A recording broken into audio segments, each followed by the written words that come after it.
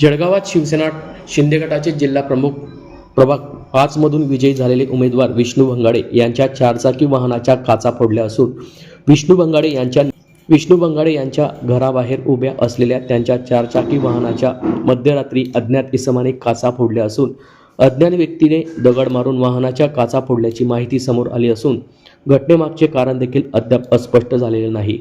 या संदर्भात आज दिनांक 17 जानेवारी रोजी दुपारी 1 वाजता शिवसेना शिंदे गटाचे जिल्हा प्रमुख विष्णू भंगाडे यांनी गांधीनगर येथील निवासस्थानी याबाबत अधिक माहिती दिली। रात्री पार्किंगमध्ये रिकाम्या प्लॉटमध्ये गाडी लावलेली होती, त्याच्यावर अज्ञात इसमाने याच्यावरती दगडफेक केलेली दिसते।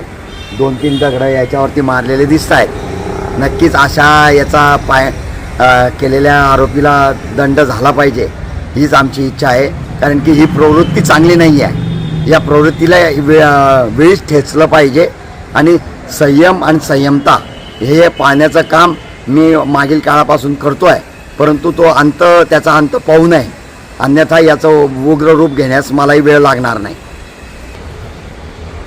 आता शांततेपूर्व म्हटलं तर आता पोलिसांकडे दाद मागतोय, कंप्लेंट करायला गेलेला आहे ड्रायव्हर आणि हे आमचे, आणि नंतर पोलीस काय कारवाई करतात आणि जर त्यांच्यानंतर जर याच्यावरती कारवाई नाही झाली, या शोधला नाही, तर नक्कीच मलाही शांत राहणं योग्य वाटणार नाही आता।